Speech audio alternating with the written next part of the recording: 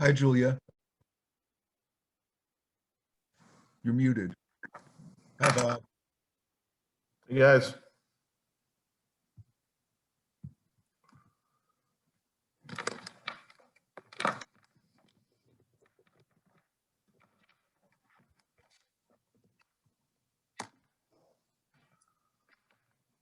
Julia, you know you're muted. You're muted.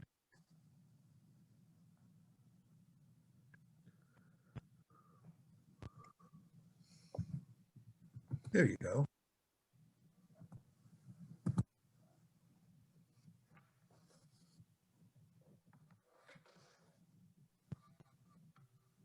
So are you seeing a picture of an orange cat under my name?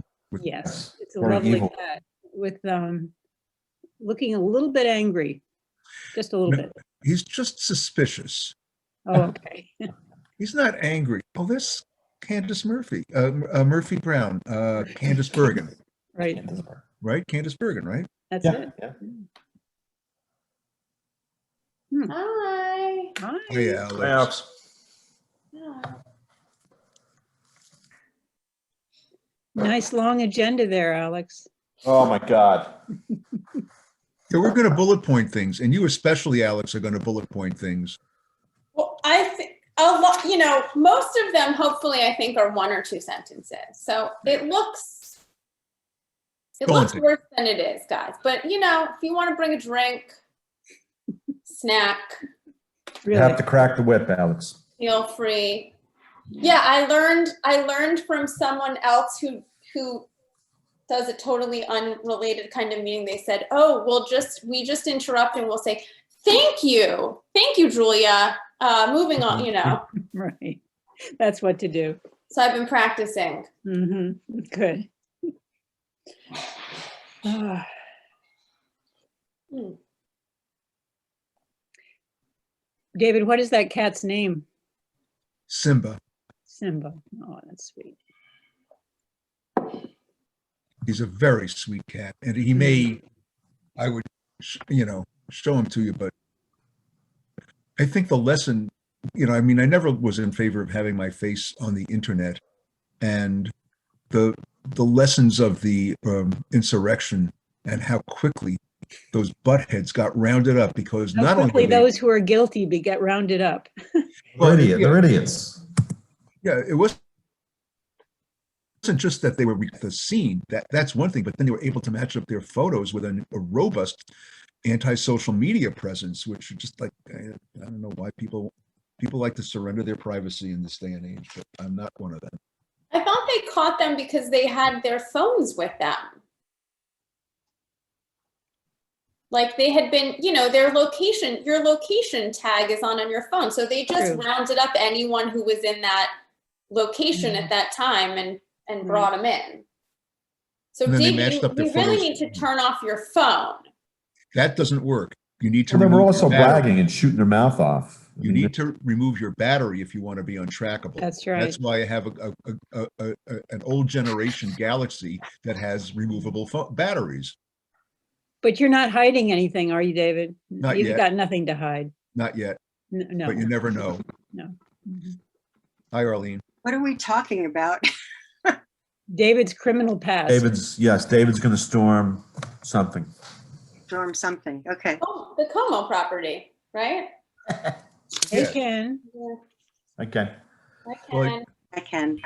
I did bring a BB gun into the town court clerk's office. Oh, When Jay Wink was going on about having a BB gun, when our idiot sheriff said people who have gun licenses should carry loaded weapons around to stop terrorists, and Jay Wink brought a BB gun. I borrowed his BB gun and went to the court clerk's office. They were very unhappy. And the cops came to my house, and Wasn't Jay Wank in trouble for getting arrested for carrying that into a store? he didn't get arrested, and he wasn't in trouble. Everyone recognized that he is a kindly old man. People don't recognize that about me. It says, Julia says, the mean look in my eyes. Has anyone heard from Erin at all? no. Yeah, I did. She said she'd be on. Okay, because I know last night she didn't have internet, so, and we didn't either, so I wasn't sure if it, Me either. Yeah, she's back up. I was texting with her earlier. okay, cool. We still don't have our hardline phone. Hmm. All right, well, I have 7, so we might as well get started and make it through this endless evening. Let's not call it that. All right, so 7 p.m. I am calling this meeting to order. It is February 3rd, 2021. We have myself, Julia, Robert, Arlene, Nick, and David are here so far, and Ken Panza visiting. And Ashley. Hi, Ashley. Thanks again for always giving us your evening. Oh, Ooh, here's a guest. and guest Todd. Hi, Todd. And Laura. Yeah. Hi, Laura. Hi. So Laura, Ricky, and Todd's, is it pronounced Spire? We'll never know. Hi, guys. Okay. Did everyone get a chance to look at the agenda for this evening? Right. Yes. And does anyone want to make a motion to adopt the Yeah, agenda? I move that we approve the agenda as presented. Second, Okay, All in favor? all in favor? Aye. No, I can't read you. Okay, and did everyone see Bob's beautiful minutes? Yes. Yes. Yes, Okay, and do we have a motion to approve the minutes? I I'll move do to that. approve the minutes. Go ahead, Julie. Aye, sorry. All in favor? Aye. aye. Second. All right, the minutes are approved. Correspondence, I went to get the mail. We have, I don't know if everyone, I think probably saw my email, but I have all of your ethics forms now that need to get signed if you're on the WEC. I'm in town most days at my shop if you want to come pick them up and either sign them or take them with you. I might stop by on Friday, Alex. Yeah, you can leave them with me or bring them back yourself. And I have some for Erin too, she's still not here. I got our budget paperwork. We had $415, but we spent 75 of it on something called dues, subscriptions, and registration. Is that the NISAC? That would be nice, Zach, yeah. Okay. Yeah. Pretty pricey. So we have $340 remaining. We will try not to spend it all in one place. That was about it. There were some magazines also, if anyone's interested. Does anyone have any announcements to make? Okay, I have one announcement. It seems very inappropriate coming from me, but this is just a friendly reminder to all that although we are volunteers and don't get paid, we are considered town employees and must comport ourselves as such in this and all other meetings and events that we attend. Also a reminder that they're all recorded to be watched at any time by anybody. And that they, so all of the meetings need to be inclusive, welcoming, and respectful. And it's the end of it. I did have one. Did everybody sign in with the town who had to re-up their membership? I did. Okay, good. We all did it then. So who is that who swore in again? I did. David. David, Arlene, and Nick. I see Nick's thumb went up. Okay. Okay, so 10 Church Road, I guess we'll get started. Lauren's not here, nor Erin, so I don't know if anyone has anything else they want to say about that, but otherwise we'll keep going. Nothing. Okay. So the Ashokan release, Erin is still not here. Todd, that is what you are here to speak to us about, is my understanding. Yes. Arlene,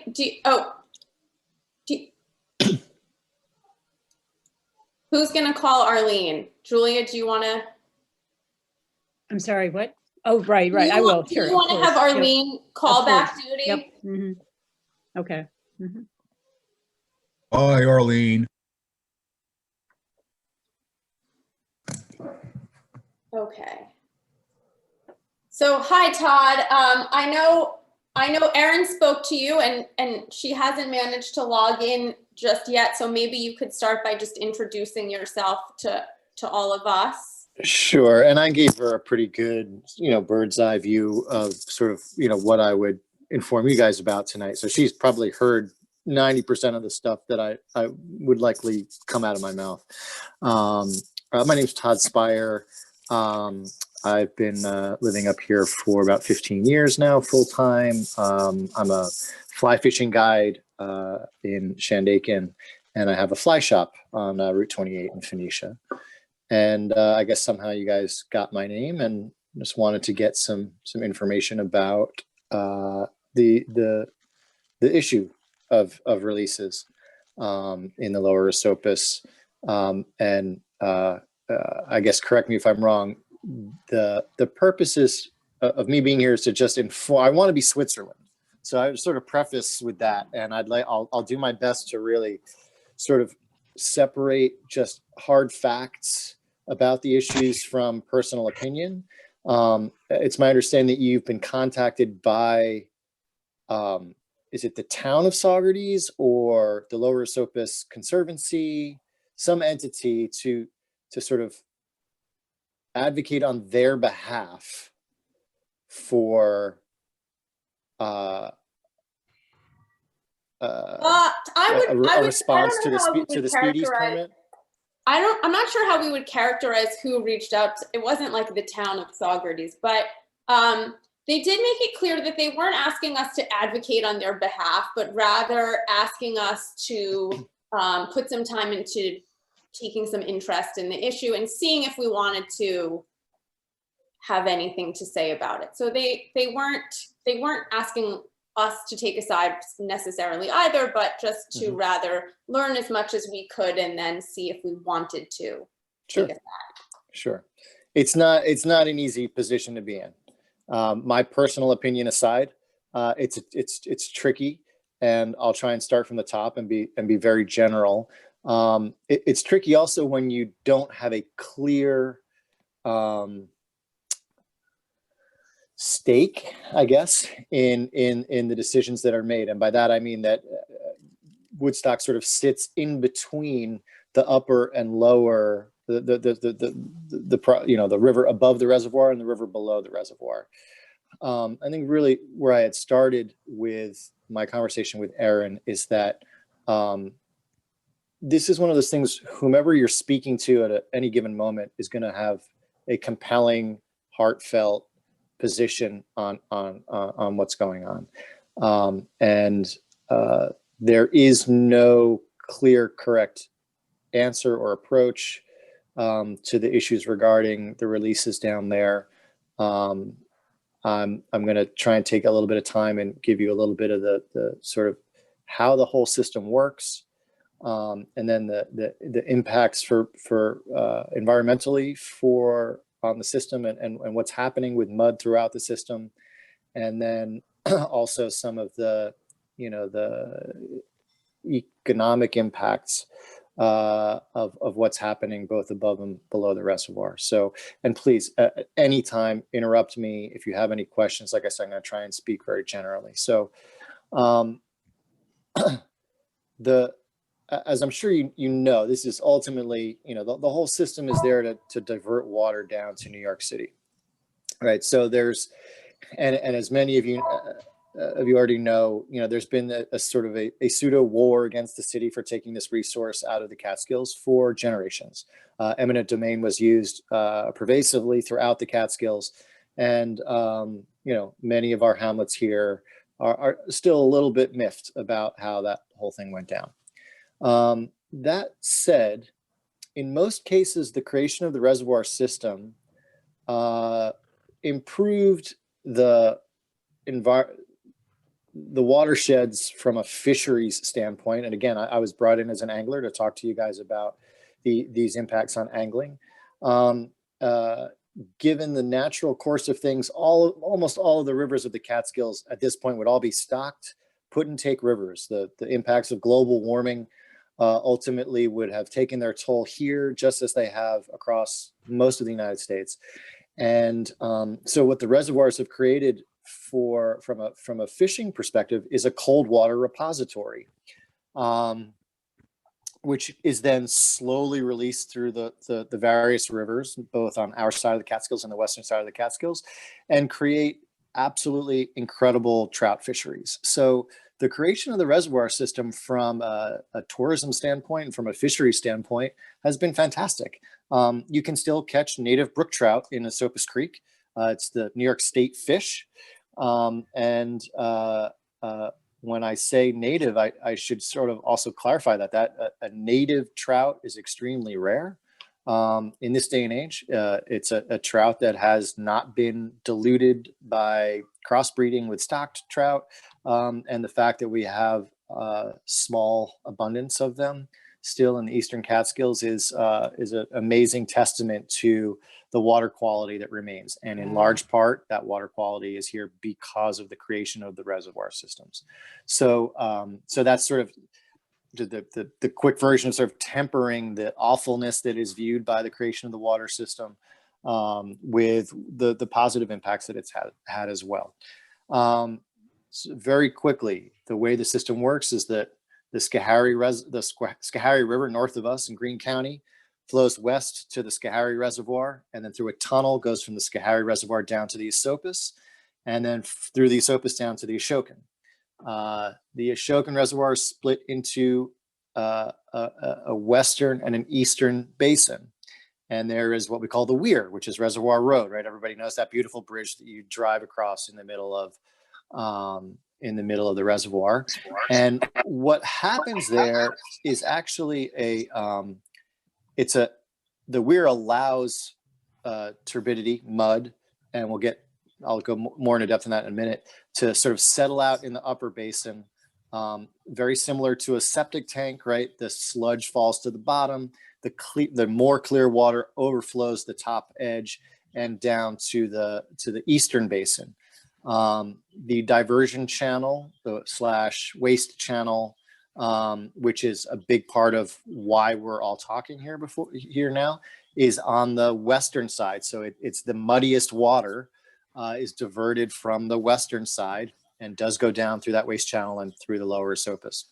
The clearer water that's overflowed that weir is what is diverted and goes down the Catskill Aqueduct and makes its way down to the Kensico Reservoir.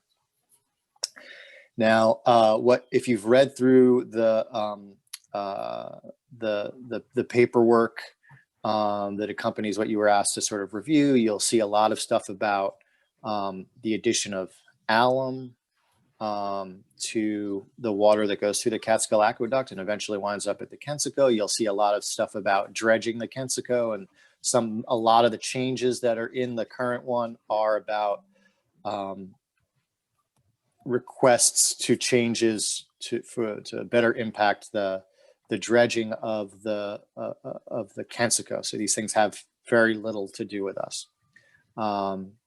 Sorry to back up a little bit. Again, the water starts sort of up in the Schoharie. One of the points that I'll make is that all of the mud that they complain about in the lower Esopus has already flown past my door. I live on the Esopus Creek. It's all the same mud. It's not coming from anywhere else but us. So the entire upper section of the Esopus has seen all the mud already, and it's made its way down to the reservoir and then gets diverted, and same muddy water goes through the lower Esopus. You never hear a blip out of the upper Esopus about the muddy water. You've heard decades of complaints about the muddy water in the lower Esopus. And at times it is arguably easier to deal with the mud up here, and other times easier, I would say, down there, but that might be getting far deeper than you guys care to go for tonight. So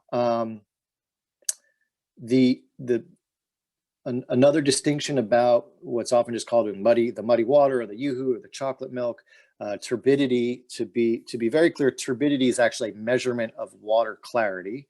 It's a fancy word for mud, but also, to be clear, what we see as mud in the water is not contamination. So that's one thing which is an important distinction, because sometimes you will, before you know that, public sentiment can lean on the fact that the water is contaminated, which it is not. Slightly deeper on that, the particulates that are in the water are capable of carrying bacteria. However, most of all the water tests throughout the entire system on the Eastern Catskills, the water here is still extremely clean, right? This is not bacteria-ridden water or anything like that. Also, to be clear, it's clay. It's a clay-based. The Catskills are clay-based in many ways. It's part of the geological makeup of the Eastern Catskills, especially on both the Schoharie and the Esopus. So what you are seeing there is, again, it's not even technically, it's not mud in the traditional sense. It's actually clay.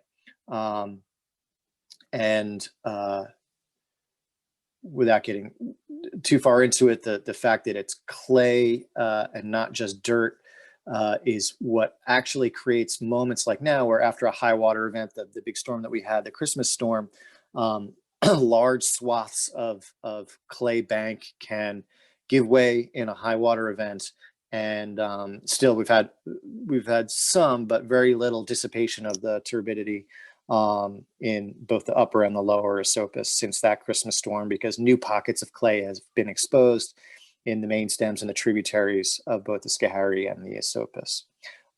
So it's likely that we will see dark water for a long time to come. Another point I made when initially speaking with Aaron is that and there's sort of a perfect storm of events right now, because we've got the permitting reapplication is coming up, and we had this large storm happen at the same time. So everybody's sort of tempers are flared up because yes, what's going through the discharge channel down to the lower Esopus right now is extremely muddy. So is the water that's coming through the Esopus up here. It's almost the same. So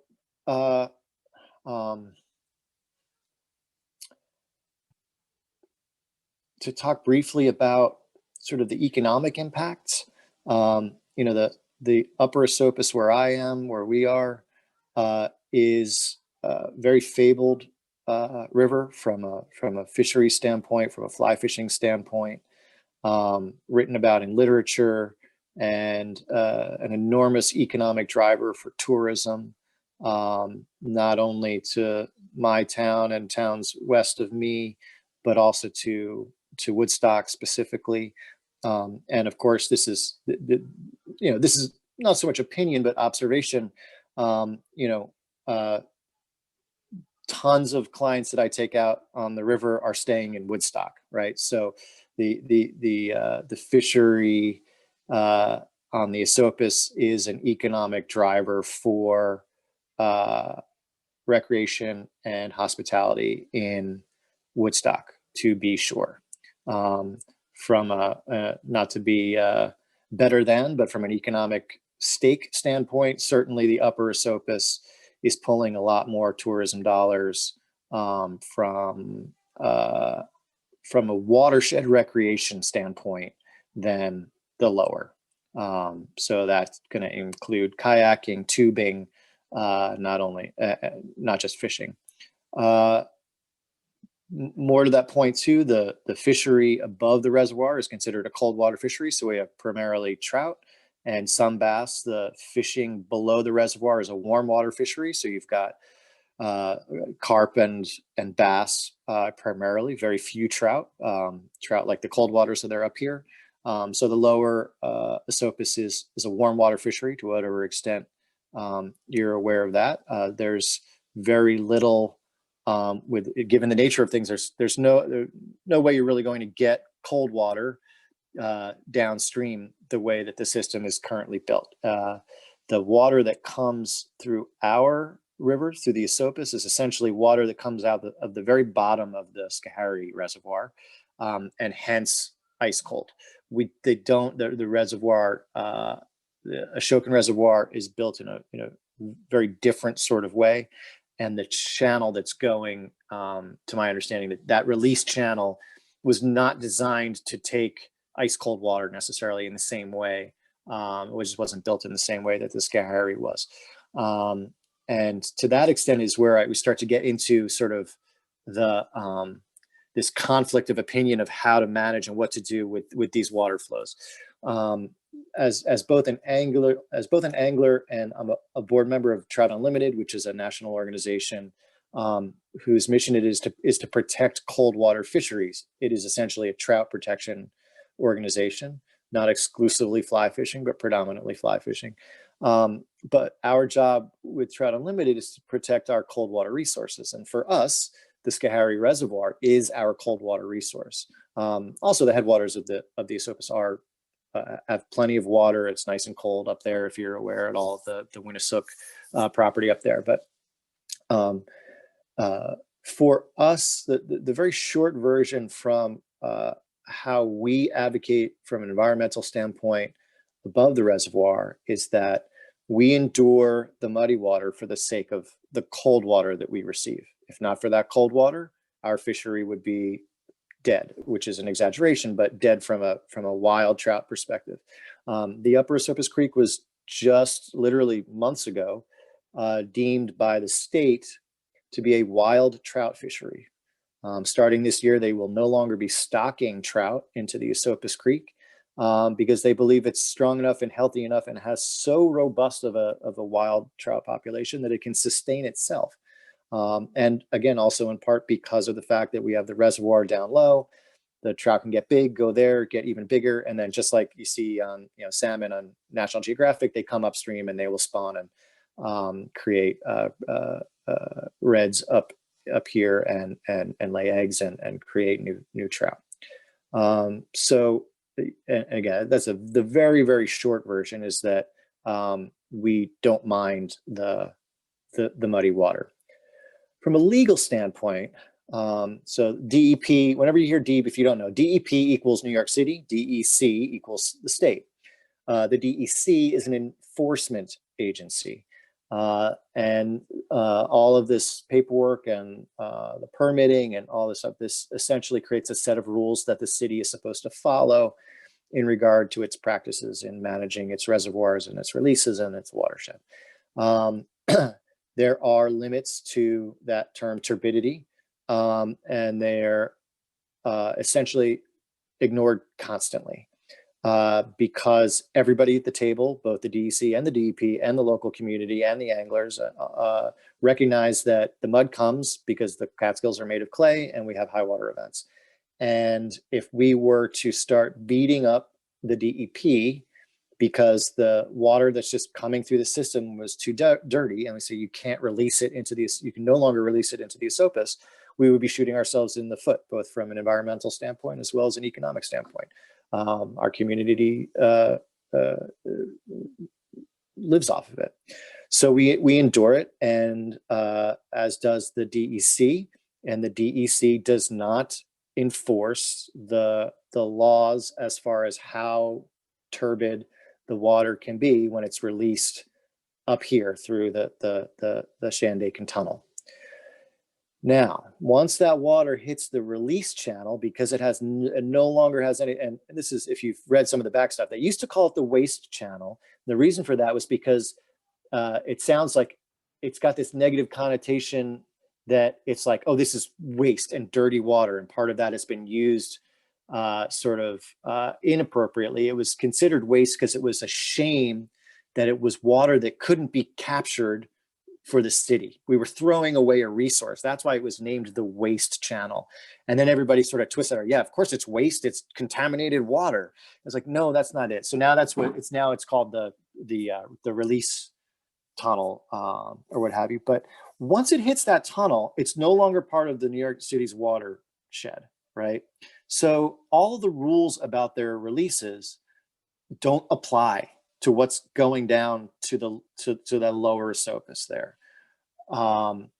It's been roped back in, and to be 100% honest, I'm actually not sure the state of which the releases into that lower channel are even actually addressed by the very documentation that you guys have been asked to comment on.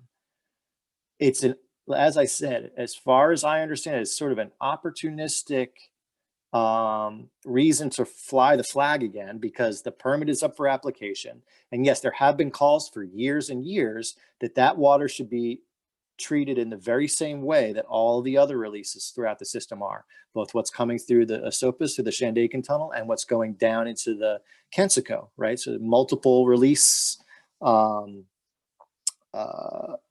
sets of rules for various places where water is released. The only alternative to getting to taking the mud out is to build a giant filtration plant, which on any given day you're gonna hear estimates between 10 and $50 billion to treat the water that's going down to the city. There'd be a lot of negative implications for us environmentally if the city now no longer needs to worry about trying to keep the water clean through watershed restoration projects, but rather they would just start to turn a blind eye. As you know, there's several, most of our areas on septic tanks. We have an enormous amount of money that goes through the CWC to protect septic tank issues throughout our watershed. All those monies would go away. The CWC also manages small business development grants and loans. Tons of businesses throughout our area, if you're not aware, are actually get their low interest startup loans through the CWC. It's part of how the city gives back. Half of Shandaken, I can't speak to projects in Woodstock, but half of the large businesses in Shandaken have received small business development money through the initiative that is here to protect the watershed. So the idea of building a multi-billion-dollar treatment plant is, a taxpayer burden for the state and the city, and then it causes fear for us that all that other stuff would go away. I don't think I've ever heard anybody talk about strictly trying to remove the particulates from the water that's being diverted to the lower Esopus. I think fiscally anybody would be hard pressed to justify the spend, because you'd still be talking about probably billions of dollars, and it just wouldn't make a whole lot of sense. One of the last things I wanted to talk about before I get into some personal opinion stuff that I'll just touch for a minute, but this kind of borders on both, is that you see a lot of like gigantic looking numbers in the language that's used about the lower Esopus, like 600 million gallons a day. And it does seem to be a very daunting number, but if you break that down, 600 million gallons a day equals, in the gauges that you can look up, USGS has gauges, it's done in cubic feet per second, which is a slightly different measurement. And it equates to about 925 cubic feet per second of water will generate 600 million gallons of water a day. 1,000 cubic feet per second on the Esopus is like a heavy rain, right? It's not an abnormally high flow. So the idea of releasing 1,000 cubic feet per second through the lower Esopus, especially, I mean, that just generally, like, it's smaller up top and it's bigger down bottom. So 1,000 up here is like, well, that's like a little bit high, but again, it's just like a heavy rainstorm. 1,000 in the lower Esopus barely feels like anything, right? Because just the river itself is so large and it's far slower moving. So to put those things into perspective, the river's going to get, it's not a lot of water. It's basically what I'm trying to say. It's not a huge volume of water. But in my opinion, the issues on the lower Esopus have been politicized quite a bit. It is not to say that the environmental concerns are not valid, but the alternatives to remove the mud from the water, I've yet to hear, my opinion, I've yet to hear a good solution. This is just what we're dealt with geologically. It's the cards we've been handed geologically, and it's the fact of the matter that surrounds, the greater frequency of high water events and large storms that are part of global warming. I also tend to fall into this category of just like, guys, this has been operating like this for a really long time. The fact that the Speedies permits and these various permits are in place was a hard-won battle by a lot of conservationists in the 70s and 80s. We actually sued as anglers who sued the city of New York so that there were actually regulations in place. And we're at the table. In this case, we meaning Trout Unlimited and other board members, we're at the table for all of these permit renewals. And we don't really have anything to argue about. We show up, we keep an ear, but this is really how it's been working now for several decades, fairly well. And while it does pain me to recognize it's really hard when, like, your little local beach on the lower Esopus is suddenly running muddy. I know the feeling. I live through it all the time. I have to lose income as a guide because sometimes the water is too muddy to fish, because rainbow trout are sight feeders. They need to see their food. And if the water's too muddy, you can't fish. I lose income over it. But it's part of what we accept as the realities here.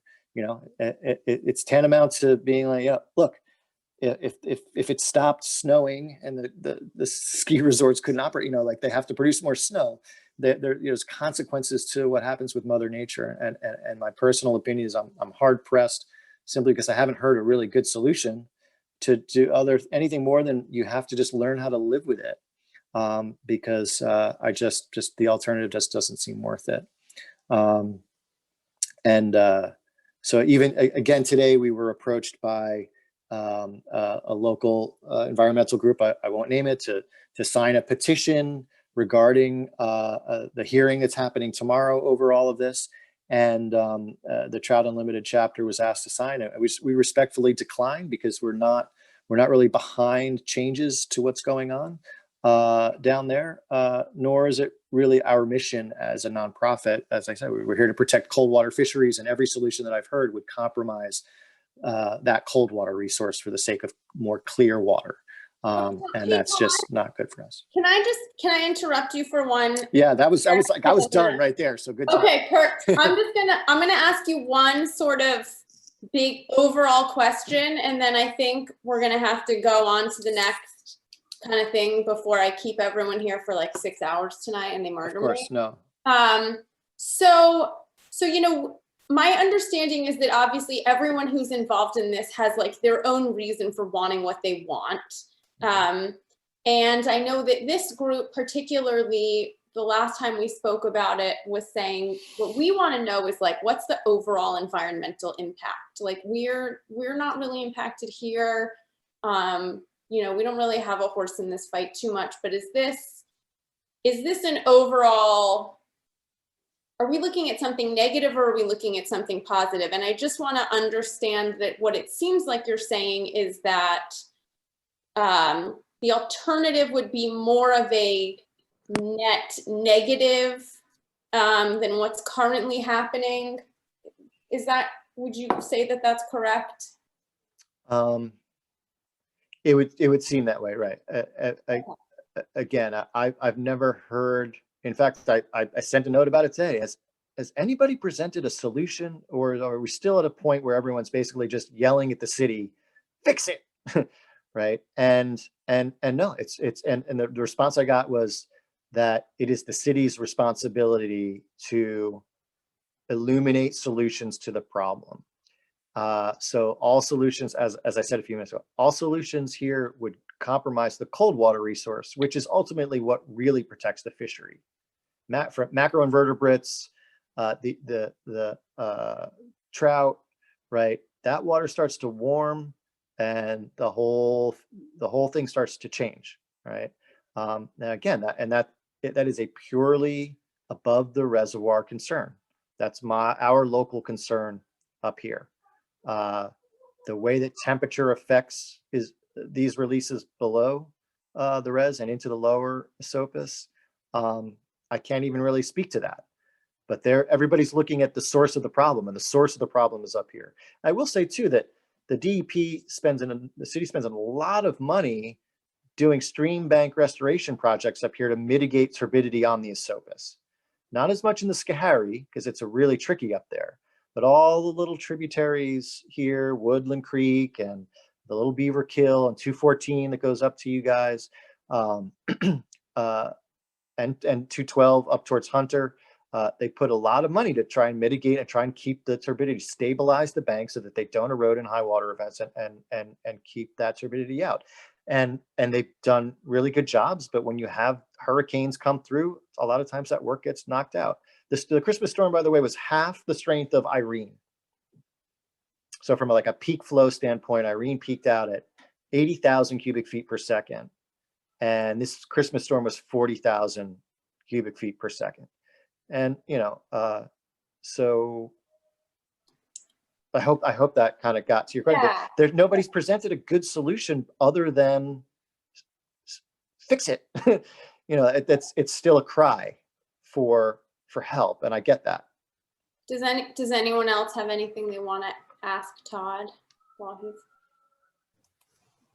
Todd, somebody had suggested to us that the turbidity makes it worse for some of the invasives in the lower Esopus in the Saugerties area, that it tends to encourage the invasives, like I guess the water chestnuts, and there are a couple of different things. Have you heard anything about that, or you have a comment about that? I read that, I read that too. I'm aware of the water chestnut issue. I can't speak intelligently to whether or not muddy water encourages the growth of water chestnuts. It doesn't sound right to me. But I can't speak specifically to that. I'm sure a good Google would answer that question, but it's something I haven't done. All right, thanks. Yeah. Okay. Thank you so much. You're welcome. This was very interesting. I thought it was very interesting. So thank you very much, Todd. Yeah, and Thanks for coming. I'm on the email. I'm on that email chain that went out with the Zoom invite. If anybody has any questions, feel free to reach out, and happy to help. And everybody enjoy the rest of your winters. Thanks for your Thank you, Todd. Sure. Thanks, everybody. I'll call Arlene, Julie, unless you're Well, waiting. do you want to wait? I mean, do we want to, instead of having her come back and then leave, I mean, do we have any, I know we were going to read kind of for 2 weeks, kind of figure out if we had any thoughts about whether we did or didn't want to do something about this. Does anyone have anything they?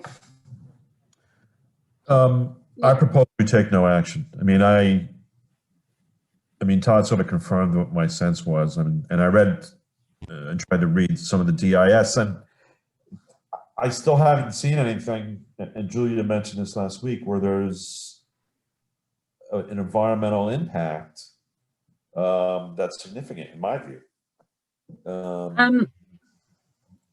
I would like to chime in and just say that I think normally I would agree with you, Bob, and normally I would agree with the no action, because it does seem to make the most sense. But at the same time, because this is kind of in our backyard, because a lot of the headwater streams that flow into the Esopus do come from Woodstock, I am leaning towards, I would like us to say something. I would like Woodstock to weigh in, just to say, even if we weigh in and say we decide to take no action, I would like to almost put something out there saying that we've looked into it. Like, we're not just, you know, stepping back. We've looked into it and we haven't seen anything that we support. Does that make sense? But so If we go that suggesting- route. May I? Yeah. So you're suggesting that we issue a memorializing resolution to the effect that we've looked into this in depth and that we have nothing to say?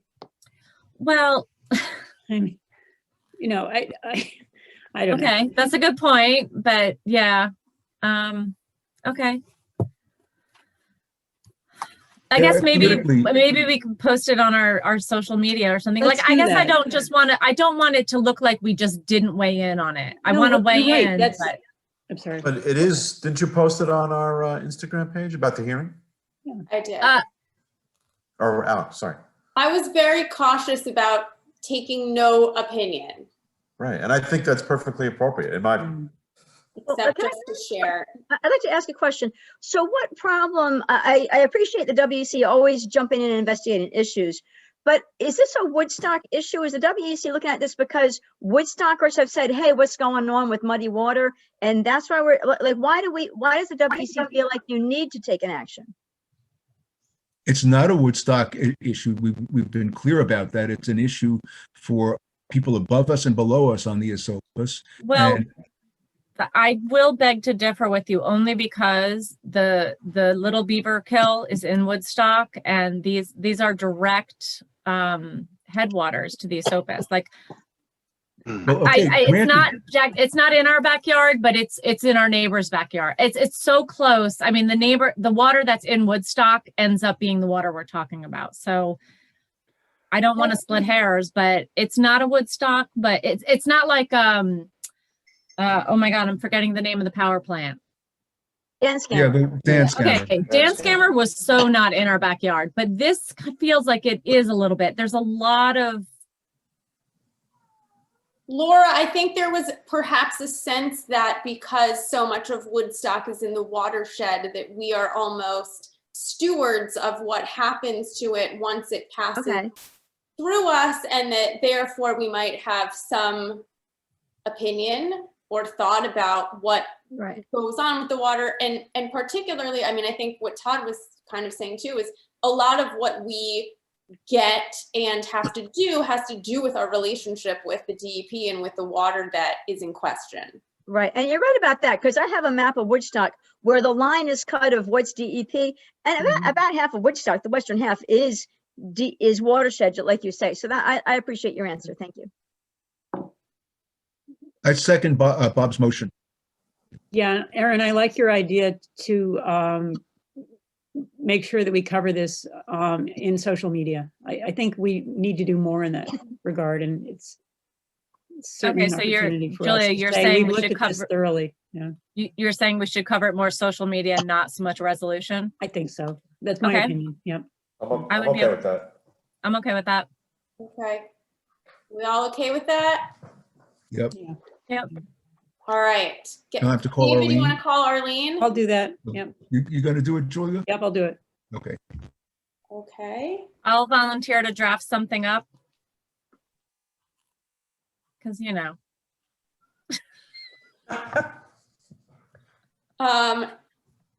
Aaron, you and Lauren both were not here when we tried to get to see if he had anything to tell us about Church Road. So we skipped it, and now he's gone. So you might have to just talk to him privately. okay, actually, I did talk to him earlier today, so I can give you an update on that. You want to? Sure.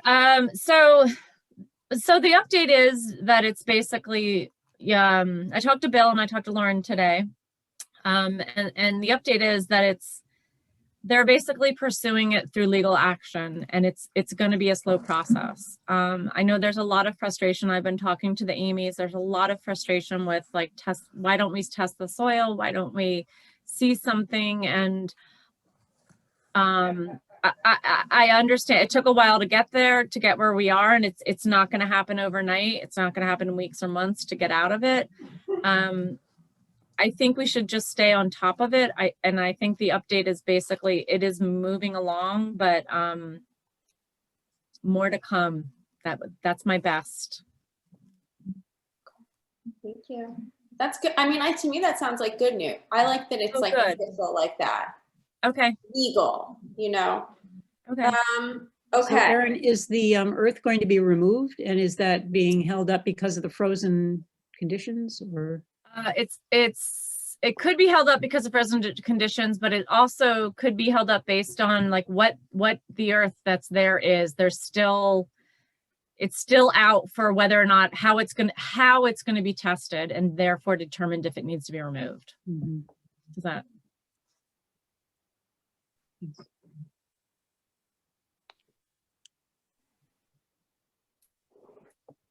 Laura, do you know how the fill law is coming along? Yes.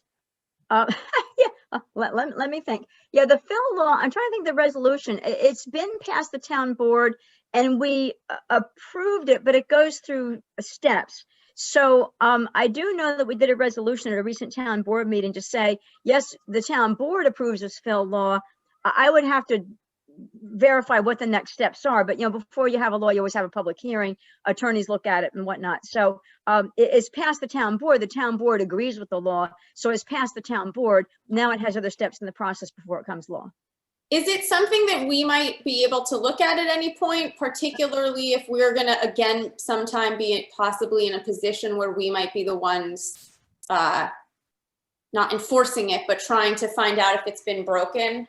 Yeah, and let me look while you're doing your meeting. Let me search and see if I can find a copy for you. I'm gonna see if it's on the town website, which it may well already be, but let me do that while you're talking. Thank you. And I have a quick question, Laura. Who actually wrote the law? I think Bill coordinated it. I would say, I could be wrong because it wasn't me. I know it wasn't me. So who did do it? I think I would say 80% Bill, and Bill sent it around to everybody several times. There were probably 5-6 iterations. I think that I would say Bill coordinated it for sure. And he made sure that the town board had many copies as it iterated its way through. But I would give. Can I suggest that this is not a bullet pointing kind of thing? This is not a way we get through the meeting quickly, and really it has nothing to do with anything of substance. Wait. This is like a significant, wait, we're talking about 10 Who drafted the roads, law? David. Who drafted the fill bill is significant? Yeah, I just want to know who actually, I just wanted to confirm one more. So Laura, you're saying that between Bill and the town board, they drafted the law. Is that correct? Let me clarify. Yes, except that what Bill did is he looked at laws from different towns. So I use the word coordinate. Bill did a lot of research, investigation, what other towns do. Bill, I believe, did the majority of work to draft ours, showed it to the town board, but he leaned on what other towns did. Okay, so I just wanted to clarify who was writing it. Okay, thank you. I think that's relevant. Okay, thank you. All right, we're gonna move on. Julia, is there anything that you gleaned that you want to share with us from your? Sure. The planning board spent just a few minutes talking about how they will address critical environmental areas and make that part of their coding and their law really going forward. So that's proof that they're using the NRI, which is terrific. Ingrid is offering a workshop in late March, and we don't know exactly when just yet, but as soon as we have information, I'll pass that along. The next step at the planning board's next meeting, and I guess that's tomorrow night, the 4th, is that Judith Kerman will be making a presentation, and she'll be showing how they'll be using their mapping data to encompass the critical environmental areas. So I'll make sure that I listen in on that and report at our next meeting. Okay. Okay. Yeah, when I went to the board chairs meeting, they said that Peter, who like Peter Cross, yeah. board, yeah, said that was kind of their main goal that they're working on this year, and trying to figure out how to get it to as many eyes as possible. So Really? Wow. yeah, so that's something that eventually we might be able to work with them on, because we Wonderful. want it to be Mm. seen by as many eyes as possible too. Great. Cool. All right, Nick, Bob, and David, any, I know you guys, I heard you had a good phone call recently about the solar. David, go ahead. Okay, Nick, you okay if I present it? Yeah, sure, absolutely. All right. So the three of us. Oh, Unless David, they- we can't hear Yeah, I you. have to unmute Okay. myself, don't I? Okay, so the three of us met on a Zoom call today, and we looked at how we wanted to proceed to look at the possibility of providing solar energy to the town's residents and businesses. So we believe that we can find a provider among the CSS providers whose practices and whose business practices are aligned with the values of the towns and its residents. We are certainly looking at the possibility of an opt-out model, in which case the town would choose a supplier to provide electricity to the town's residents and businesses. And then those people would have the ability to opt out of that decision and go to any provider they wanted to. So what we see is that this is a political question of whether the town is willing to go to to that political position of putting the town's residents all into an energy supplier and requiring those residents and businesses to take a specific action to get out of that, to get to a different supplier. And that's what we decided. What we decided is it's a political question that we should be putting to the town board before we start digging in to the questions of who is the best candidate if we were to choose a candidate. Let's get to the question of, are we going to choose a candidate first? And then we can get to the question of which one is the best one. Now, with that said, Alex had a very good point, which she made to me later today after we had the meeting, which is that the Central Hudson model is an opt-out model. Right now, we are all stuck into the Central Hudson supply pool, and if we want to get out, we have to specifically take an action and opt out. That's just an additional thing that I think Bob and Nick and I need to consider. But so the question is, do we as a board, do we as a commission want to get a sign off from the town board about their willingness to go forward with putting the town's residents in an opt-out model? And we don't have an answer to that. That's for us here to decide tonight. So Or not David, I have tonight. a question. Go. I just want to make sure I understand. So when you say opt-out model, you mean the kind where everybody gets transferred over and they have to opt out to not be involved? Yes, exactly. Okay. Which is as Alex said, and I agree, Central Hudson's model. Well, yeah, the difference there in my view is that the Central Hudson model isn't the policy of the town. Yeah. And so if the town wanted to change the policy, basically, it would be an active decision by the town rather than just a default of the monopoly nature of power distribution that which we nearly have. And so that's the only difference I can see there, basically. But it's an interesting and good point. But so the question in my mind was, is the town prepared to mandate that that all of their residents must change their power delivery? And it's a political question, really. I mean, do you think the town's empowered to do that? I'm sure there would be some dissent. There's also And I thought there was also an issue where we found out with some companies, not all of them, but that if people did, if we're in it and wanted to get out, then it was problematic because they had to find a replacement or something. Maybe I missed something. Absolutely.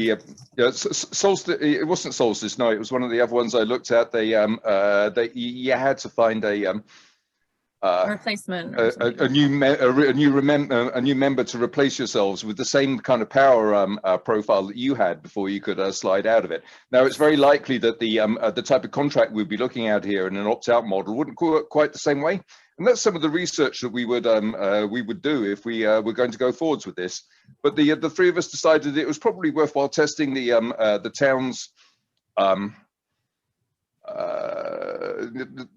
the town's desire to make a mandate like that before we bothered trying to find something for them to mandate.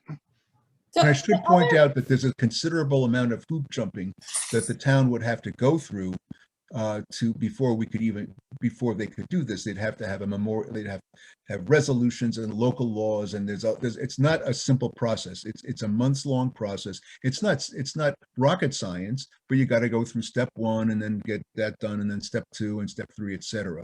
So it's not just like, let's just. Bill says, okay, the town board said everyone joins Solstice, and then everyone joins Solstice. It's not much more. It's much more complicated than that. But only There's another option you might want to consider, and that is the county has gone off for RFPs with several, and has accepted RFPs from several community solar providers, and has those RFPs so the town can plug into them. And they're looking at putting together a program for this year to actually make those RFPs available to the town. And this wouldn't be the town wouldn't have to do anything unless they want to participate in sort of a marketing program. It's an opt-in community development, but it's a couple of vendors with.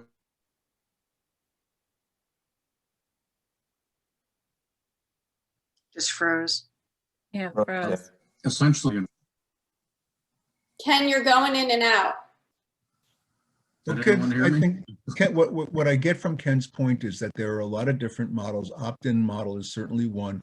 There's community-supported solar. There's community choice aggregation. There's community distributed generation. All of them have different wrinkles. Some of them are opt-in. Some of them are opt-out. Some of them, like what Solstice proposed to us, would require significant marketing by the town, either us or some other agency of the town. And I don't think any of us, I think we agreed that we don't have a lot of interest in being basically telemarketers, for someone like Solstice. But there are many other ways to skin the cat. So I think Ken is frozen. Ken, if you can hear us, you might want to try and get back on. But so David, are you saying the Central Hudson? So maybe I missed it. Did you guys decide, or are you guys suggesting that we lean towards the Central Hudson program, which is an opt-out program? I'm confused. We're not. Okay. Not a Central Hudson program, Erin.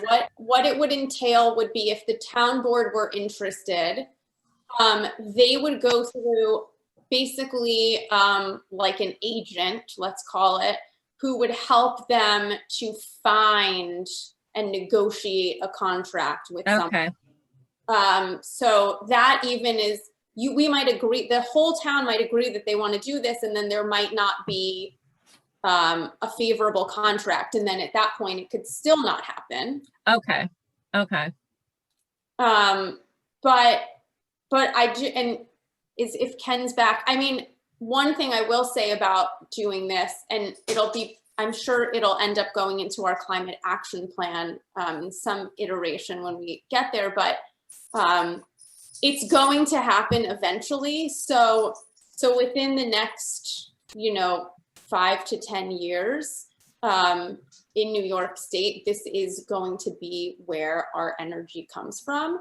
So I know part of what Woodstock does think about is like how they look publicly, and like if they're like doing the right thing or like on top of things. So, I know there is something to be said for not being the last person. Like regardless of how we feel about personal choice, eventually this will not be our personal choice anyway. We are just going to be on this. So we can do it sooner, and we might not find something we like, but we could be open to it, or we could do it when we have to because the monopoly of New York State power is heading in that direction. Okay. Well, the do nothing option is that we're 70% renewable by 2030.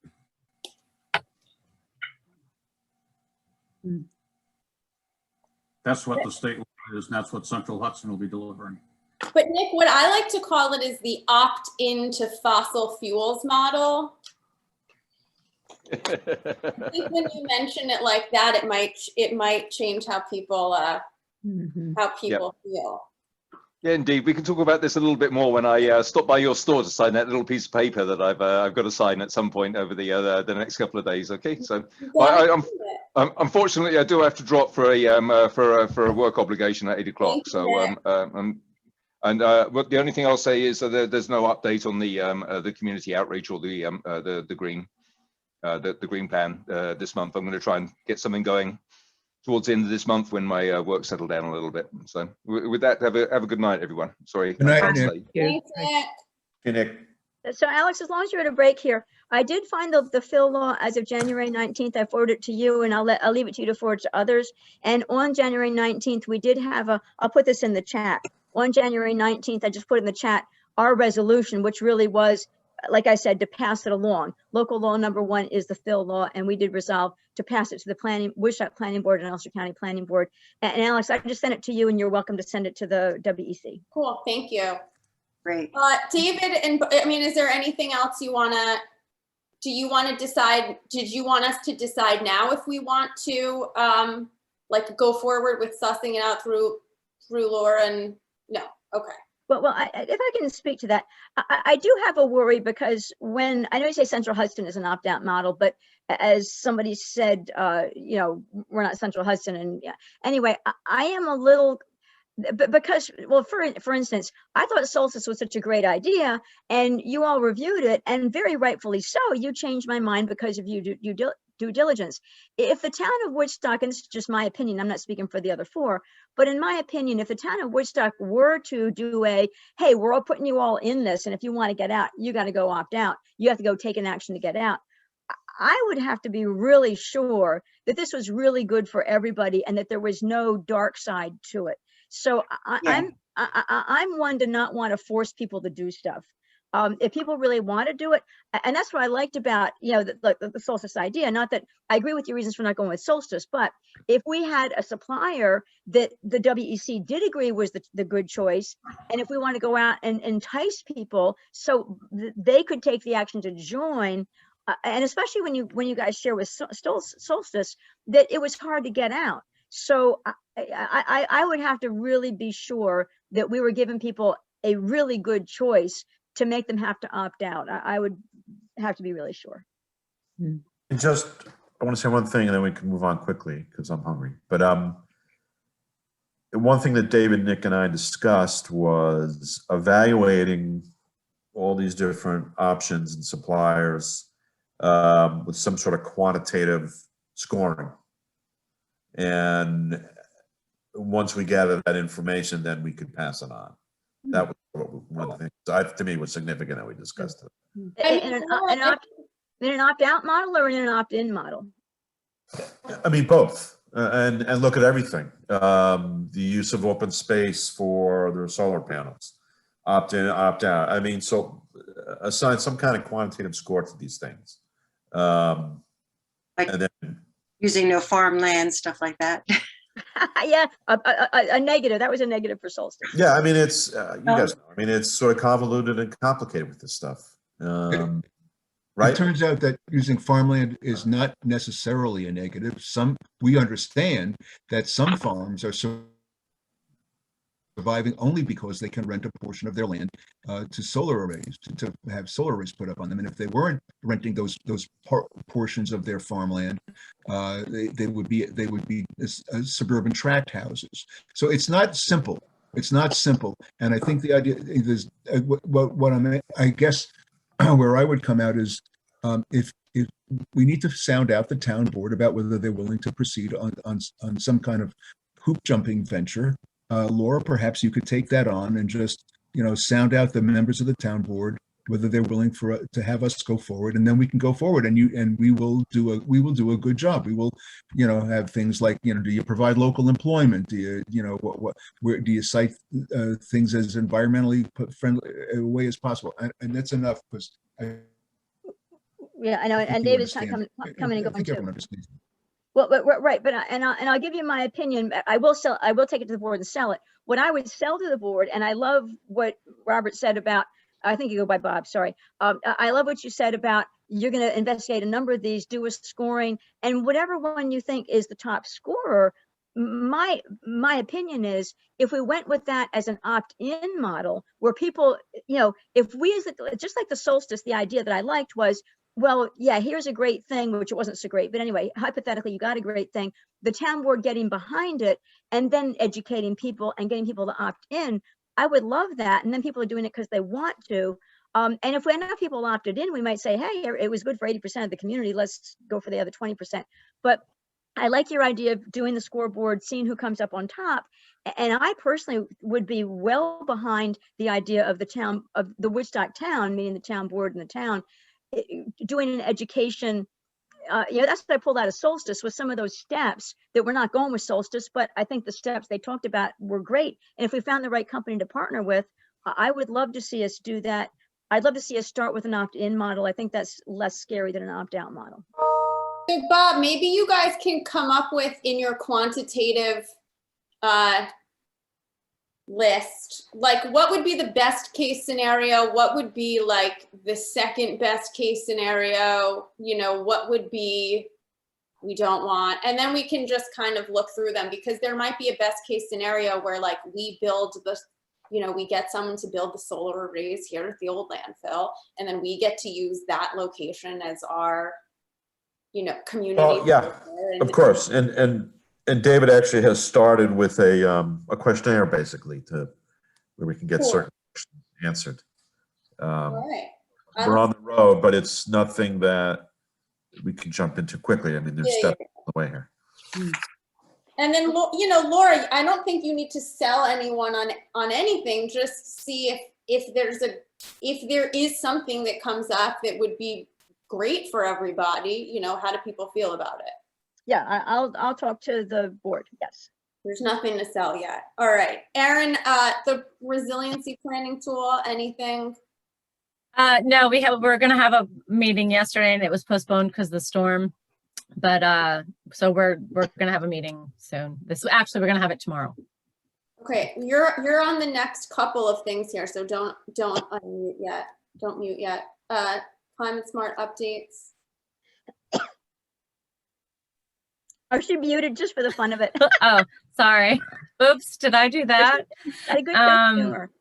Climate smart is same. We have a meeting next week. I broke the meetings out. There's really we're moving along. Ken is doing great with his reports. That's my update on that. Okay. Earth Day. Earth Day. Do you want to just talk about that maybe one day, just the two? I mean, it's coming kind of soon, but since we talked about moving something later and then just doing something smaller for Earth Day that's like online, maybe we can just. Yeah, I mean, we could do some like virtual. So Earth Day's in April. We could just kind of tick off some boxes and partner up with some existing, virtual events, which might be our best bet, just to kind of still be involved with it. But then somebody on this board, I forget who it was, had an idea about doing something later in the year on a what was it, in July, I think it was. Or do it even in the fall, I'd say, at this point. I'm actually open to that, because I felt like, hey, we're Woodstock, we do the fireworks in August. Like, Exactly. I would love to just selfishly time a later Earth Day celebration, perhaps with some sort of public unveiling of our climate action plans. That might be a good idea. Not a finished one, obviously, but just sort of a letting people know that we're doing it, and that gives us some time for both of those things. I like that. I like that too. Okay, put those things together. Okay, so for the climate action plan, just so you guys know, I've been in touch with a few people from some of the other towns that have done theirs. I haven't gotten a chance to like speak to them on the phone yet, but I talked to Jessica Clegg in Kingston. I talked to Lori briefly, who did the Red Hook one. Although Ken, it sounded like from her email that they really didn't do much, that they just hired someone and they did all of it. So Yeah, that's I hired a consultant, had a yeah. plan developed and put it on the shelf and left it there.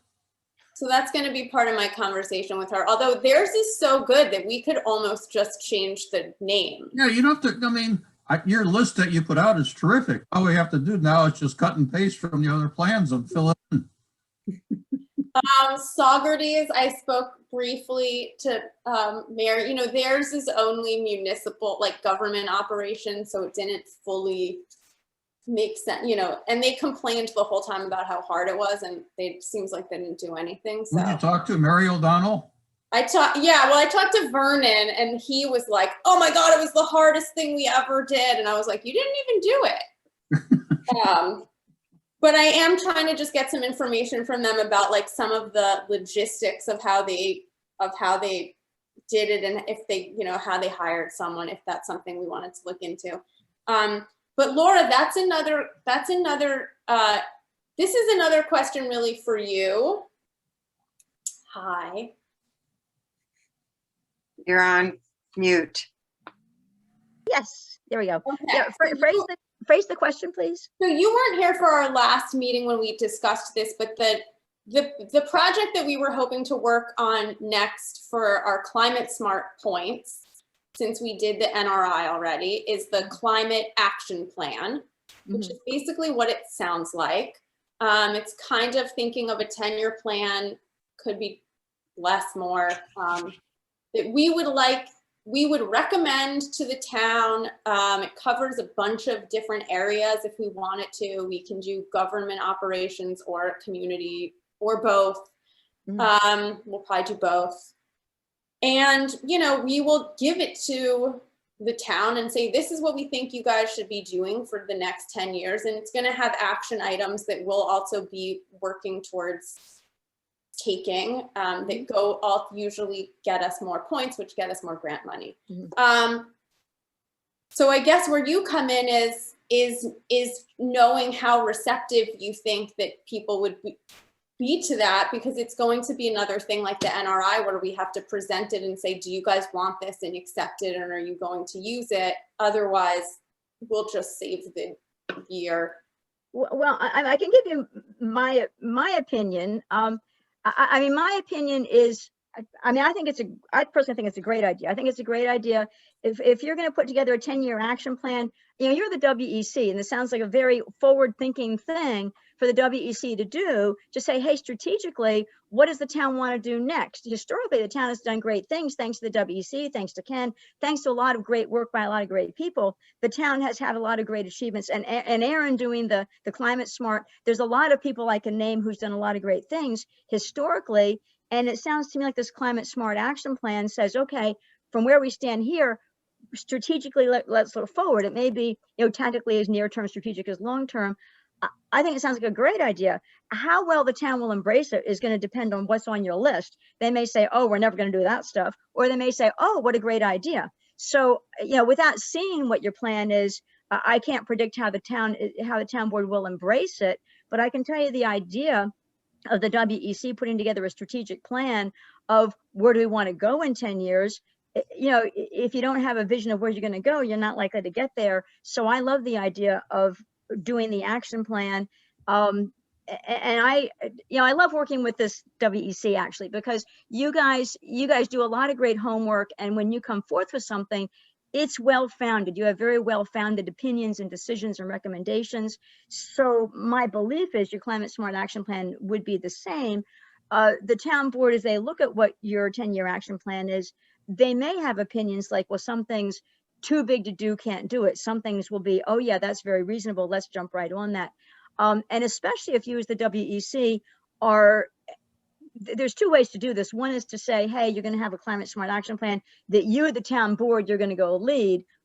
I think you'll get further with it, just my opinion, if you say, here's a climate smart action plan that the town board should embrace and adopt. And we, the WEC, we can help you make this thing happen because you're the WEC. If you're the arm that's going to be making a lot of these things happen, then I think all you need then is town board approval that, yeah, this is the direction we want to go, because you're the arms and legs that can make things happen. So if your vision is climate smart action plan, love the idea of strategic plan.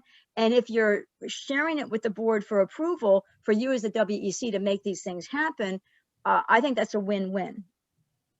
Erin?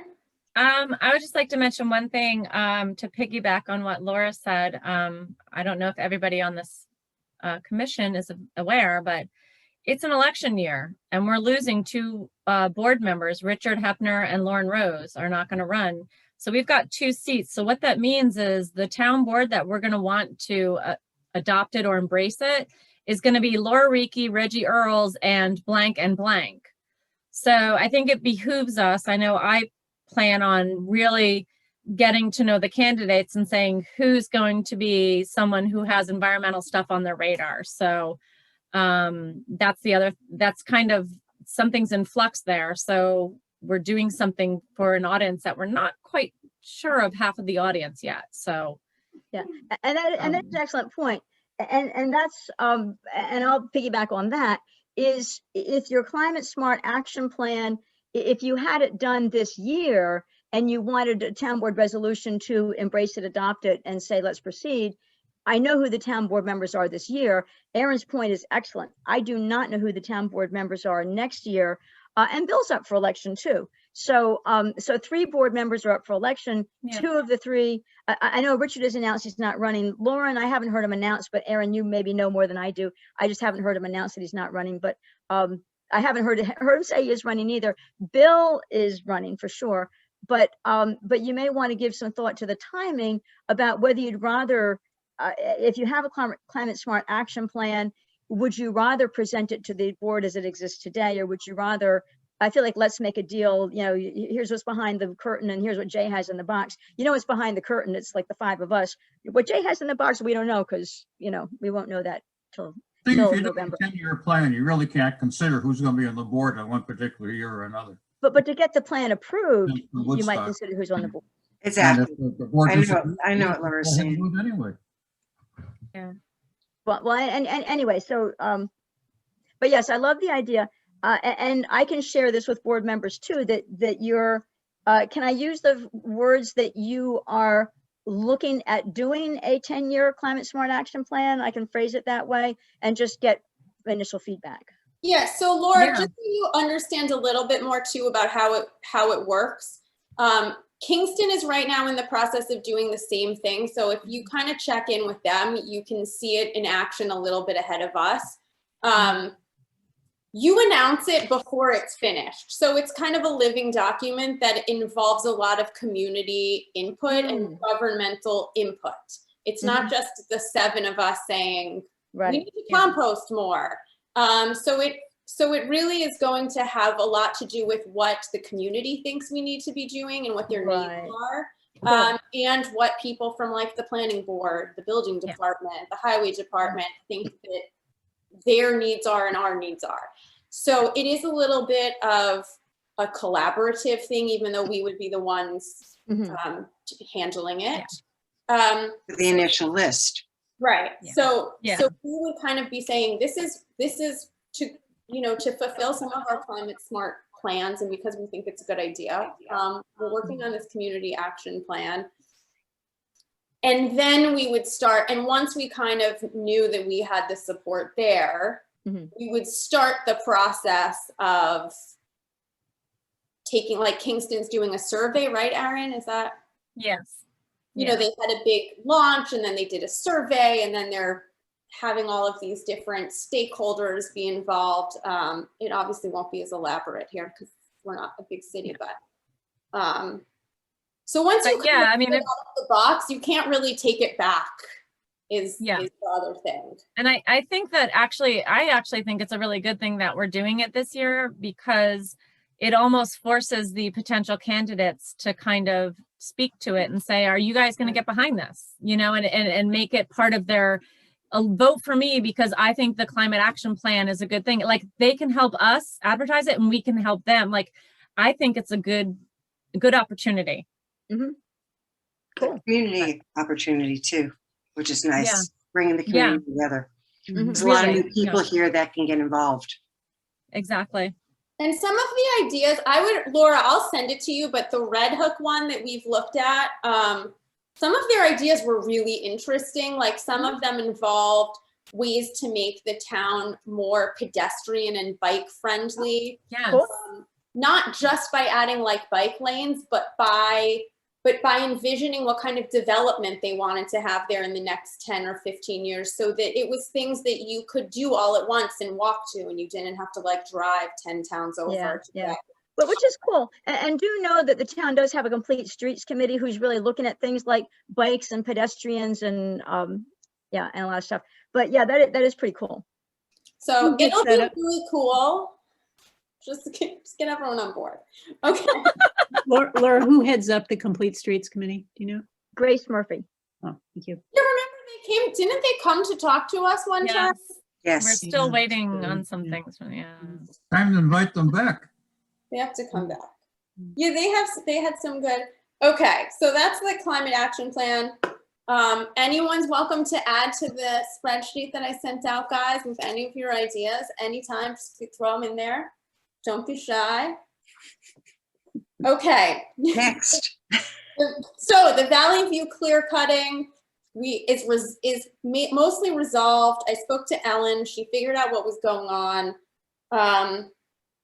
They were claiming, I guess, that they were just cutting down dead ash trees, which might be the case, might not be the case, but she's asked them to stop.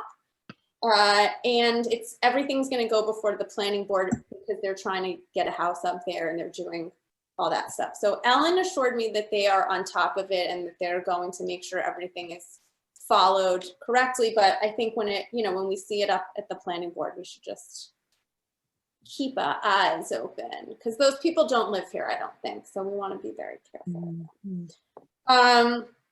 Okay, the clean energy communities is back on the table. It exists again.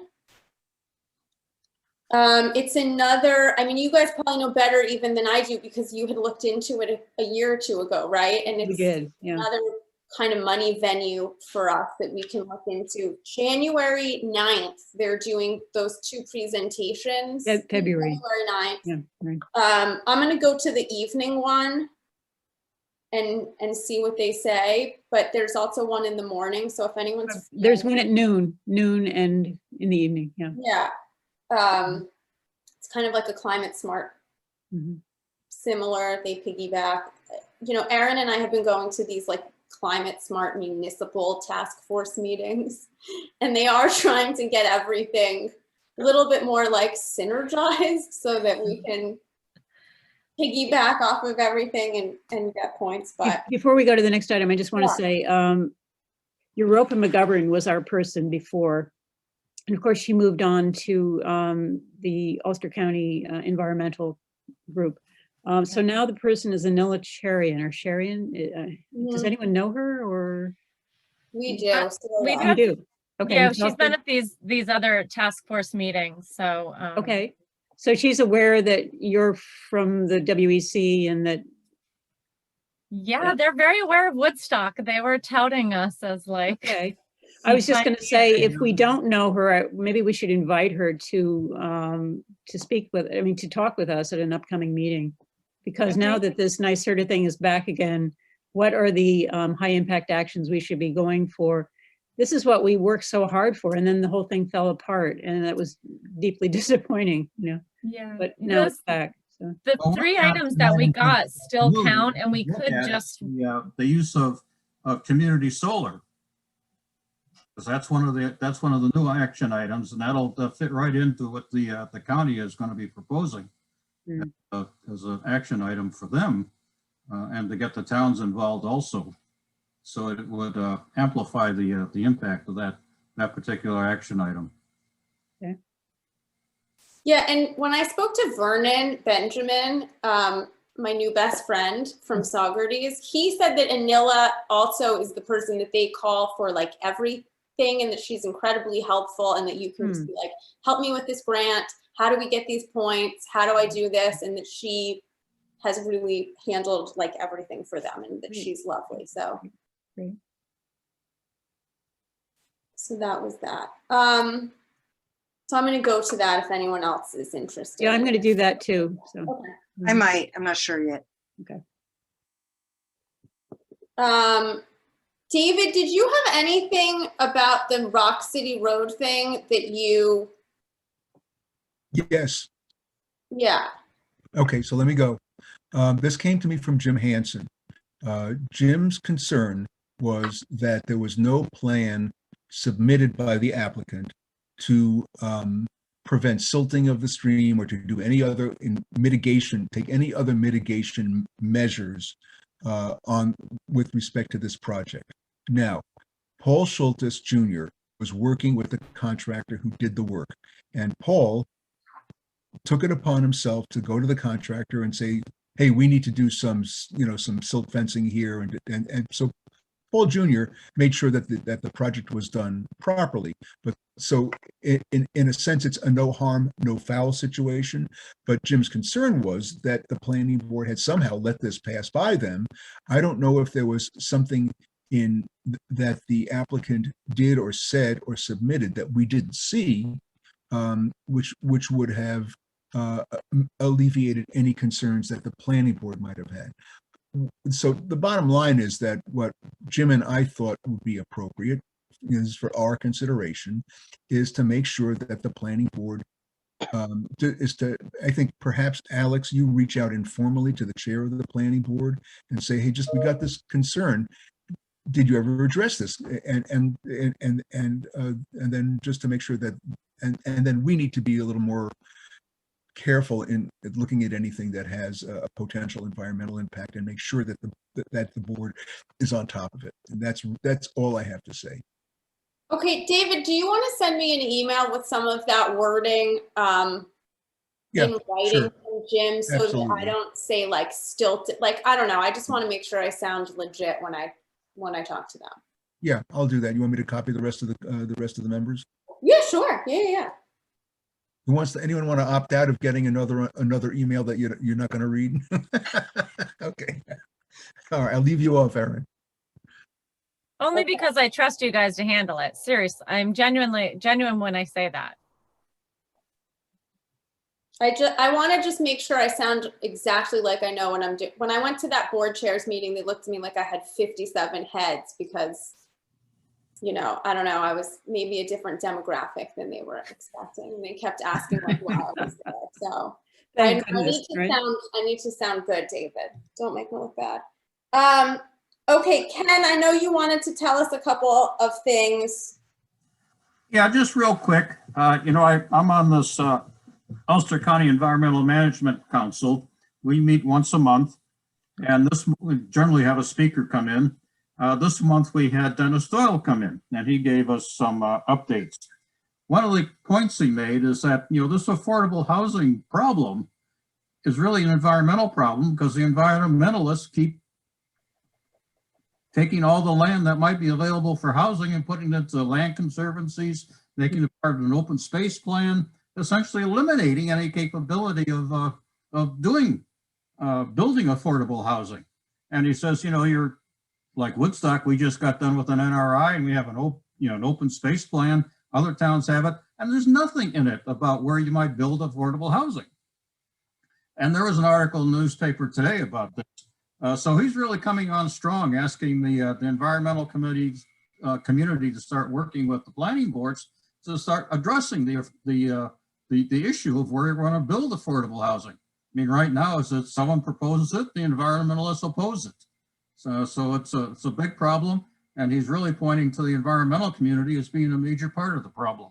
Ken, can I ask a question about that you might not know the answer to, but I'll just throw it into the void? Because I get that really strongly, but was there anything that he mentioned about why they expected that affordable housing had to necessarily mean new housing? Well, because we're short. Aha. I mean, what we're building in Ulster County are 100,000, $700,000 homes. What we're built? What do you mean? What's I being mean, built? the developments which are being approved and proposed are for houses which are, approach $1 million. No, my question was, he's asking where's the land that this should go on. And so I was just wondering why they assume that it had to be something that gets built from scratch as opposed to something that already exists. And I mean, Well, some of the proposals, he says that they're going to be looking at laws that insist that as a right that you can put on accessory apartments and build accessory buildings for additional housing. I mean, it's not just let's use the old stock that, there's new building that's required. Yeah, I want to weigh in here for a sec. So we do have Woodstock has a housing committee. It is led by Kirk Ritchie and Susan Goldman, and Woodstock has a zoning revision committee, which is led by me. And what we are doing is these conversations about housing are things that we are discussing actively. The housing committee's role is investigating what do we want in Woodstock, and we're going to be partnered with them when it comes to, say, as the zoning revision committee, we'll be partnered with them in terms of how do we need to change Woodstock zoning. For example, we have R5 district and R8 district. Well, it's been brought up that the R8 district just means that the rich person from New York City can build their $700,000 home in the R8. If you have an R8 district, means you can only put one residence there. Well, what if you took an R8 and said, well, you could put an apartment complex there? So there's a lot of discussion going on about housing, and we do have a housing committee fully focused on that. And in fact, they've got a meeting coming up the 22nd of this month where people from the county, I don't know whether it's going to be Dennis Doyle that Ken's already just spoken to, but there will be different people from the county at a meeting on the 22nd of this month, which is a Monday, to talk about housing related things. And Alex, if you'd like, I'll get meeting information, because if the WEC wants to listen in, it's a really good point. And I get it, the Woodstock Land Conservancy, sure, you have open farmland, let's go buy it so nobody builds. Well, then, it's hard to say where's the balance, right? Where's the balance? Woodstock wants to have open spaces. That's the beauty of Woodstock, but then people need an affordable place to live. So where are you going to do the it? balance is that we don't have enough housing. I mean, Woodstock has a terrible housing problem, affordable housing problem. So what we've been doing isn't working. And then, we're no different than any other community in Ulster County. Matter of fact, we're probably no different than lots of other communities in the country. Right. But, it's push come to shove. There's the housing way too expensive. People can't afford to live here. And there's a lack of housing for affordable housing.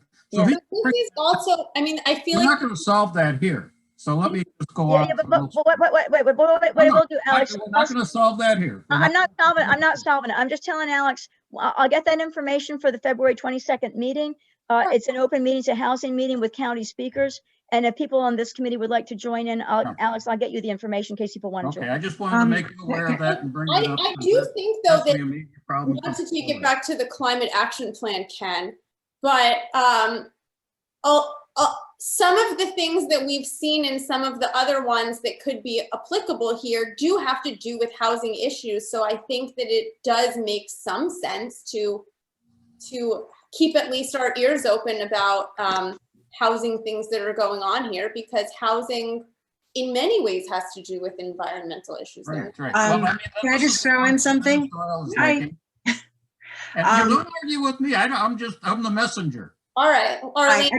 I just wanted to say one of the things, and I'm going to talk about work for one quick second. One of the things we've been doing that we've evolved over the years is when we buy properties now, we call it, we're looking for the surface water criteria, the water. But when we see white space, we're really trying to leave that white space now, the nice flat, dry lands, so that they can be developed in communities, which we didn't do years ago. But now we realize it's important to the community that people can sell that land, build houses on that land, do things like that. That's something, I'm not saying for the town of Woodstock to do that, but it's something that you should look at is when somebody has a property, sometimes parts of that property can be used for a smaller house.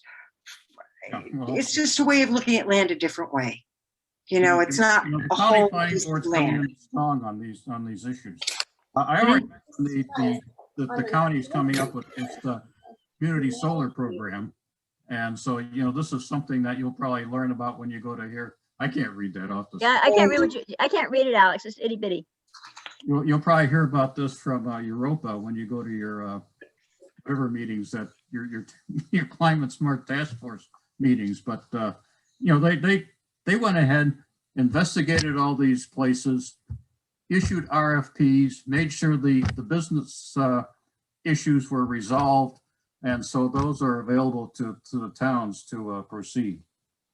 And finally, solar on farmland. The Ags and Markets has decided that solar on prime farmland is now all right. This wasn't necessarily a voluntary decision from their viewpoint, because they had a situation up in the North Country where, you know, a farmer with prime farmland in an ag district decided he was going to build a big solar array. And Ags and Markets went to NYSERDA and said, stop funding it and make a move. And NYSERDA told Ags and Markets to take a hike. You know, it's like, we're not going to, this is what we're trying to do. The farmer's got permission to go ahead. The developer's not going to move. It's going to go there. So the markets got pushed down. So they're not enforcing that no solar on prime farmland anymore. Well, So those were not on environment. we also talked a lot about the turbidity, but we won't, you know, you've already had enough of that. Correct. At the next meeting, I'll abstain on any sort of resolution. Okay, anyone else, anything? Oh, yeah, I listened to that New York Towns and Cities Off Fossil Yeah. Fuels thing. I'll do this really quickly. There were 3 people that presented. One of them was Amy Turner, who's a senior fellow at Columbia. She's working with municipalities who are putting a natural gas ban on new public buildings and communities, which sounded really cool, but only 2 cities in the United States have done it so far, which is Berkeley, California, and Brookline, Mass. But you can cut 40% of your greenhouse gases by doing that, which was really kind of cool. Then It was new public buildings or new Yes, buildings? new public buildings. And then there was a guy, I can't say his last name, Mark Thielking, who is the Director of Energy and Sustainability for Bedford, New York. And he talked about NYSERDA, basically energy code, and the NYSTRETCH energy code and how that could be good for a community. But I'm not going to go into that right now. You guys can look it up yourselves. But the coolest one was this guy, Nick, who is the sustainability coordinator for Ithaca. And they have a Green New Deal, and they're going to be carbon neutral by 2030. And they're doing it with a 6-point system where they give each point that a person gets, they get a percentage of savings. I'm not quite sure how they do that, but it's a really cool list of efficient electrification, affordable improvements, renewable and based. I'll send you, I sent it to Bob and to Alex, but it was just really cool ways to look at how you live and how you can change your life and how that can directly impact your community. And to me, it was a way that maybe that 6-point thing, or that the way you can be part of a whole deal, reminded me of kind of what Alex wants to do with the 10-year plan. I mean, we could be building up to something where people can really be building towards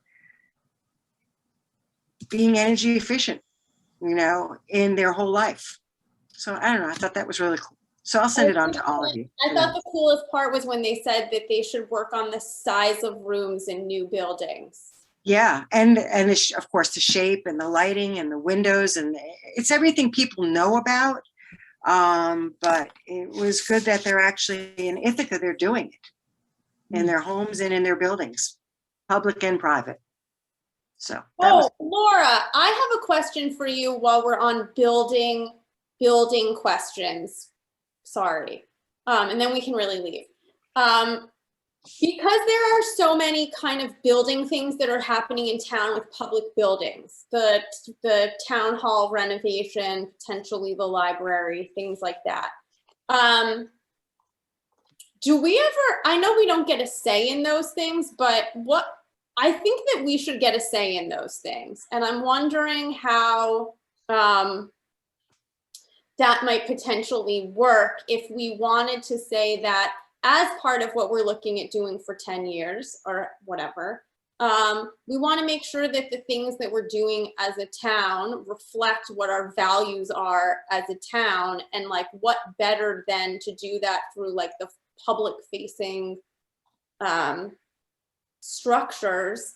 So I guess my question is there any way to somehow be involved, like tangentially be involved in any of those? Well, so in terms of future building projects, because town hall is done, community center is done, highway garage is done. The next building project for the town is going to be the Cuomo building itself. When you go up to the town offices, there's the main building, the supervisor's cottage. The idea is to put an extension on the main building to make so that all of the offices that people are going to go visit are on the first floor, handicap accessible, et cetera. We halted that a year ago because about this time last year, we were gearing up to have a public hearing to bring the public in, because we had the Walkers, Les and Jess Walker are the architects. They had architected a solution. They had a model. The town board members each went into their offices in the center of Woodstock to look at the model. And the next step was going to be, let's bring that model into a town board meeting where we were all in person back a year ago, and let's have a public, the public look at it. And if we were going to go to a bond, we'd have to have there'll be a public vote to go to bond to pay for it. So of course, COVID happened. We stopped in our tracks, never invited the public in to look at it. But, so Bill has talked about resuming that project. I'm not quite sure in these COVID days. I said to him, it was not too long ago, he was saying to me, we were might resume it. And I said, well, I don't know how you do that, because the next step was to have the public, bring this model into a town board meeting, have the public be able to come look at it, stare at it, see it. And I don't know how you do that in COVID days. So I'm not quite sure when it's going to go forward, but that is the next project. The library is a different animal, and I'm also the library liaison. Library is a different animal because it is a separate entity. It is recognized by the state of New York as a separate entity. Sorry, Laura, I shouldn't have said the library, because I know it makes everyone totally freaked out. I'm just talking more generally. Right, but let me tell you two things real quick about the library. Jeff Collins is the brand new library board chair. So if you wanted to influence the library, you would contact Jeff Collins. They were having some public meetings, so you might be able to influence the library, not as a WEC, because we can't have town entities telling the library what to do because they're independent. But I know Jeff wants to hear what the public thinks. So you could go as a private citizen, not waving a WEC banner, because that's the town telling the library what to do. But as private citizens, you go and weigh in and influence and give your environmental thoughts into their decision. Yeah, I guess at that board chairs meeting, the guy who's from like the civic design, like they were talking all about the renovation of the Como building. And for me personally, I don't care what it looked like. I don't care. I don't know that we care. It's not our place. But I do think that there could be something to be said for us being able to say like, oh, we think there should be like a compost out in the back, or we think there should be a pollinator garden. We think it should be energy efficient. Or what about making it as green a building as possible? Like, how is it going to be heated? How is it going to be cooled? Like geothermal, like in following the stretch code. no natural gas. Yeah. Absolutely. Was there anything green in the Walker's proposed plan that you know of, Laura?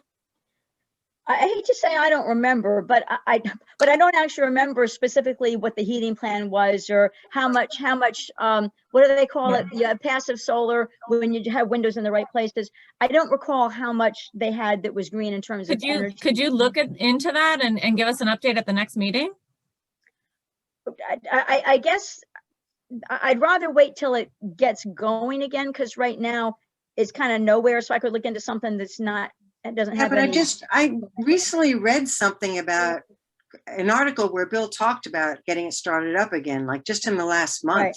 Yeah, So, he I mean, it's mentioned it gonna at the happen last soon. meeting. Okay, Yeah. well, I will do that. I will ask for the Cuomo edition, how green will it be is kind of your question. Is that, get the question right? Yeah, I mean, and also it's better to ask that question now before Right. it's finalized. Maybe instead of making it a question, perhaps you could pass along that we think it should be as green as possible. How is that getting done? Do they have plans for that to get done? And do they need any help coming up with those plans? Well, And remember, we're the the case WEC that when any building is proposed, it goes to the planning board and they request an environmental impact statement, and some agency is declared the lead agency, and when that happens, we can request that we be an interested party and have our input. So we have a clear route to making inputs into things like the Como property. But isn't that only if there's an environmental impact? There wouldn't be an environmental impact on the Como property. Of course, Why they would not? if they It's a go building. if they use frack gas, if they use any kind of gas, if they use any kind of brown energy, we could say that's an environment. Of course, it's an environmental impact. And depending on the building materials, there's all sorts of things that are environmental impacts. But that that maybe means the every town single board doesn't building want- that comes before, every single building in town could have an environmental impact. Yeah, yes, they could. But the Cuomo is on, you got the stream over there and you got the CSAC, the, Cuomo Stewardship Advisory Committee. So, I mean, the Cuomo does have protected areas. And in fact, one idea for the addition was nixed because it went the wrong way and it went over into the protected lands that are protected by the CSAC. It has to go a different way, so it's not encroaching on those. I think without being hostile or like litigative, we could just communicate an interest in having some sort of involvement. Yeah, Well, I'll ask the Blake town about is that. exempt from the planning board process. They don't have to go to the planning board. It's possible they won't. I'll be surprised if they don't have to do a seeker though. No, I'd what be they surprised. said was that, and I don't know if this is right because I just heard it from whoever was at this meeting, that the town board can make all the decisions about town board issues. Like they can govern this themselves, I guess. And so they get to, Yeah, they're not subject to the planning board or to the zoning law. it sounded like it might not go through the same process that everything else does, but just. I don't see why it would. If we want to present that we are a town that has X, Y, Z things in mind, I think that we should back that up by saying, oh, our town building that we just did shows us that. Yeah. Well, All and you so can I'll do is find out. invite Lauren to come in and talk to you about it. I mean, he's in the building business and he understands, he understands what the heating system is. But I will go ask Bill. Well, I asked Bill several questions. One is, how close are we to firing this up again? I know he wanted to bring the public in to be taking a look at it, but the WEC, you're totally right. You have standing in this town, and I think it makes sense to have you invited in to weigh in on the process. So, like a lot of groups in town, you probably won't get a vote. I hate to say this, but here's my belief. You probably would not get a vote, but it's like when I was deputy supervisor. I didn't get a vote, but I was listened to, right? I think you would definitely be listened to. Okay, perfect. All right. I think we're done. Thank you guys. Love you. Your stomachs are growling. 48 officially done. See you in 2 weeks. Take care, guys. Bye. Oh, you won't see me, Alex. In 2 weeks, I have that conflicting meeting.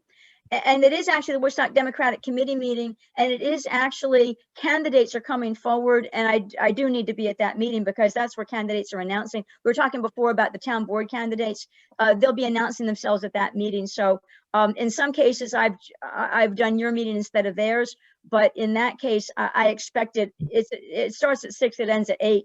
And in some cases, I just tell them, hey, I got to go, I got to be at this meeting. But because it's just a critical time, I predict I won't be able to get away from that meeting.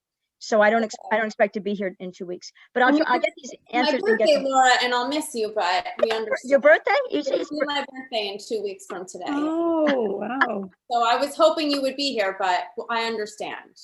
so you said it is, I'm sorry, because I think I wasn't totally. It will be on the 17th, which is our next meeting. On the birthday, your birthday. Yeah, so I'll miss Wow. you. You're turning 25 again? 25, yeah.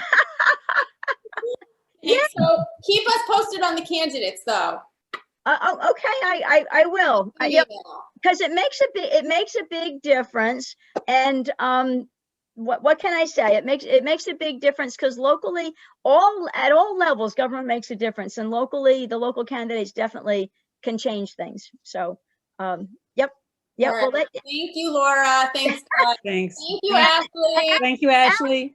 Alex, really, thank you so You're much for what you're doing as chair for stepping up. And I'm talking over Ashley, I'm sorry. But Alex, I really do want to thank you for being chair because this is my second meeting I've been to with you being chair, and you're like old hat now. You're just cruising. Right. It's Now that I true. know how to Great get job. the mail, everything else is Good easy. training. Great job. All right. I learned from the best. Thank you. Absolutely. And thank you, Ashley. Sorry for talking over Ashley before, but thank you, Ashley. Guys. No problem. Have a good night.